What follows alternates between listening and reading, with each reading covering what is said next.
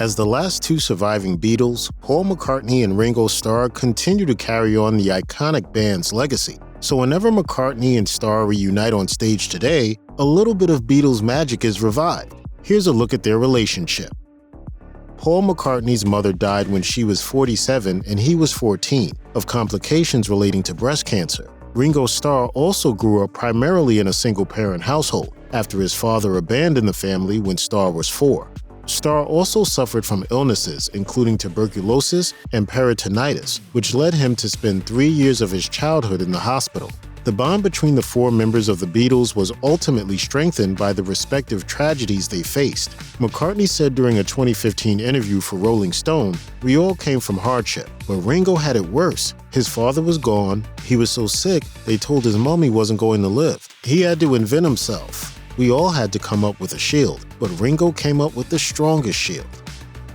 In the Beatles' 1967 hit, "With a Little Help from My Friends," the song begins with the lyrics, "What would you think if I sang out of tune? Would you stand up and walk out on me? Lend me your ears and I'll sing you a song, and I'll try not to sing out of key."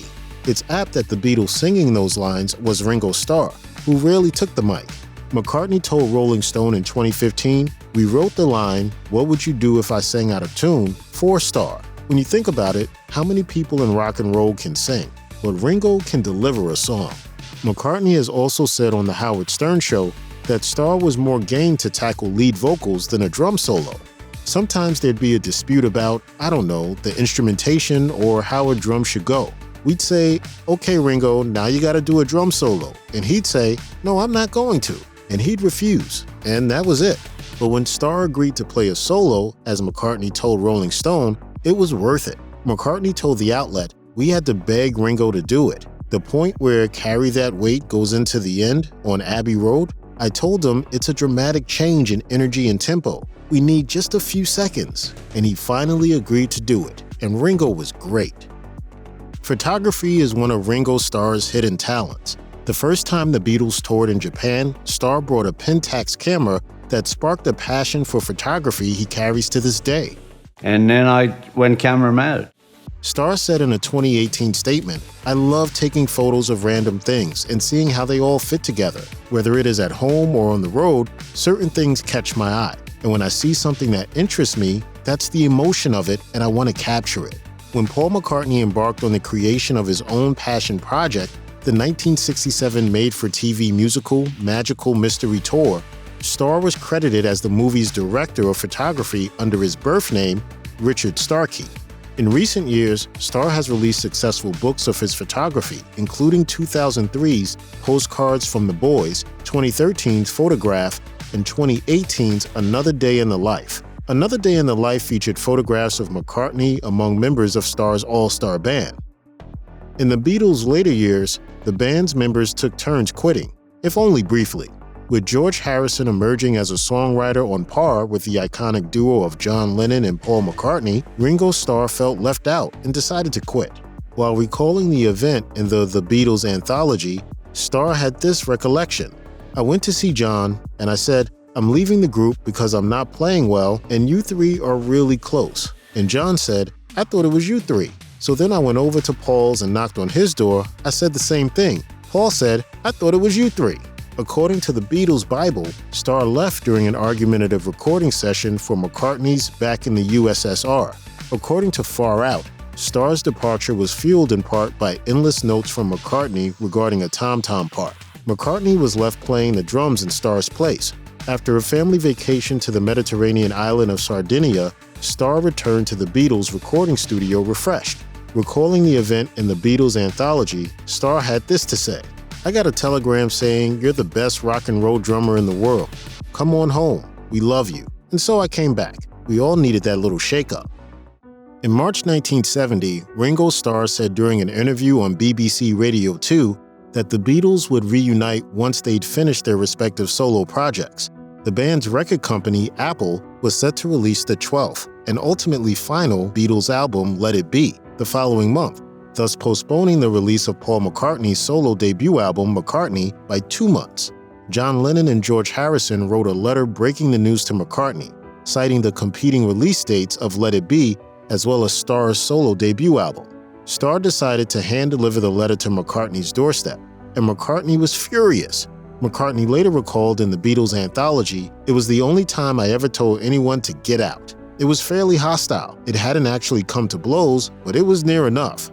Starr recalled the interaction during the 1971 court hearings regarding the Beatles' dissolution. Starr's court statement read, "I went to see Paul. To my dismay, he went completely out of control, shouting at me, prodding his fingers towards my face, saying, 'I'll finish you now, and you'll pay.'" However, Paul had this small victory. McCartney was released on April 17th, while Let It Be was pushed to the following month, but the dispute reportedly soured relations between him and Starr for years. Ringo Starr's first wife, Maureen Cox, died in December 1994 due to complications from a treatment for leukemia. In 1995, Paul McCartney wrote the song Little Willow, a tribute to Cox, which appeared on the musician's 1997 album Flaming Pie. The album's liner notes read, "Little Willow was written after Paul learned of the death of a dear friend. He created the song not only as an immediate personal response to the sadness, but hopefully as a salve for his late friend's children." The liner notes also included a quote from McCartney, "I wanted to somehow convey how much I thought of her. For her and her kids, it certainly is heartfelt, and I hope it will help a bit." McCartney called the song Little Willow to make it more universal. Paul told an interviewer, "The sort of fragility of life is in that song, but it wasn't called Maureen, it was called Little Willow. I always prefer to conjure up some story or tale or some bit of imagination around something, because then I can get my emotions out, but it's not quite as raw." The song was later included on a tribute album to Princess Diana, who died in August 1997. As the Beatle behind the drum kit and the band's least prominent songwriter, Ringo Starr doesn't always get as much credit as his bandmates. In 2011, Starr and Paul McCartney shot a promotional video for a charity in which McCartney said he was the only Beatle left before Starr pops up asking, "What about me?" Despite the tongue-in-cheek banner, McCartney has recognized Starr's essential role in the Beatles, telling Rolling Stone, "It's family. Sometimes we get pissed off at each other. I'll want something from him and he won't give it to me, and I'll get pissed off, but then it passes. Brothers fight sometimes." McCartney also went on to add, "There's this revisionist history that it was all John and Paul, but it was four corners of a square. It wouldn't have worked without one of the sides. Ringo was the right angle." Starr in turn has recognized McCartney's importance in the band beyond songwriting, singing, and instrument playing, telling Rolling Stone, "We would not have made as many records if it hadn't have been for Paul. John Lennon and I lived very close, and we could get lazy. And Paul would call, 'Hey lads, time we went back in the studio. So we've got to thank him that you've got 12 records.'" During a 2020 interview on The Howard Stern Show, Stern asked Paul McCartney who he thought was the greatest drummer in rock and roll history. Paul replied, "I'd go Ringo top. He's something else."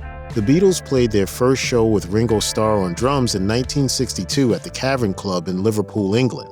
While recalling the band's Cavern Club days in a 2015 Rolling Stone interview, McCartney had this to say about Ringo. "The first few minutes that Ringo was playing, I looked to the left at George and to the right to John, and we didn't say a word, but I remember thinking, this is amazing." McCartney went on to add, "You could turn your back on Ringo and never have to worry. He both gave you security and you knew he was going to nail it."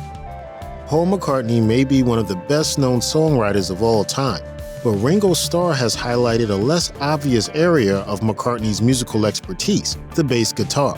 Starr told Rolling Stone in 2015, "When Stu Sutcliffe left the band, we needed a bass player, and John certainly wasn't going to play bass, and neither was George, so Paul did it. And he played incredible bass. People think, oh, that's easy, but the bass player and the drummer have to be friends, you know?" Starr touched on McCartney's skills as a bassist in another Rolling Stone interview 2 years later, telling the outlet, "Paul's an incredible musician. He's incredible at singing too, and as a writer. But for me, as a bass player, he is the finest and the most melodic. It's always fun when we're playing together." The Beatles were inducted into the Rock and Roll Hall of Fame in 1988. John Lennon was posthumously inducted as a solo artist by Paul McCartney in 1994. McCartney was inducted himself 5 years later in 1999, and George Harrison was inducted posthumously in 2004. One night, McCartney was having dinner with former The Band guitarist Robbie Robertson when the latter pointed out that Ringo Starr had not been inducted into the Hall of Fame as an individual artist. According to Rolling Stone, even Beatles manager Brian Epstein was in the Hall of Fame by then. McCartney set out to right the wrong, telling Rolling Stone, "I said, let me see what I can do. And I talked to Bruce Springsteen and I talked to Dave Grohl, and they both thought he should be in. And I said, I do the induction. That took care of it." Crazy. I mean, Rock and Roll Hall of Fame, you've got to put Ringo in. In 2015, McCartney inducted Starr as an individual artist and a recipient of an award for musical excellence. During a 2020 interview for The Howard Stern Show, Hall admitted, "If I get a chance now to play with Ringo, it's magical. Half the time, the minute I finished a line of vocals, I kind of wanted to just turn around and look at him and just drink it all in and go. This is Ringo, man. This is my brother. I love this guy." Starr joined McCartney on stage for multiple tour dates in 2018 and 2019, from London to Los Angeles. Starr told the Irish News in 2021, "I love that, getting up with Paul, and it's magic for the audience as well as us. It lifts everything in a joyous way. So yeah, I had a great time." As the last surviving members of the Beatles, Paul McCartney and Ringo Starr have collaborated on a number of projects and Beatles tributes, including recordings and live performances.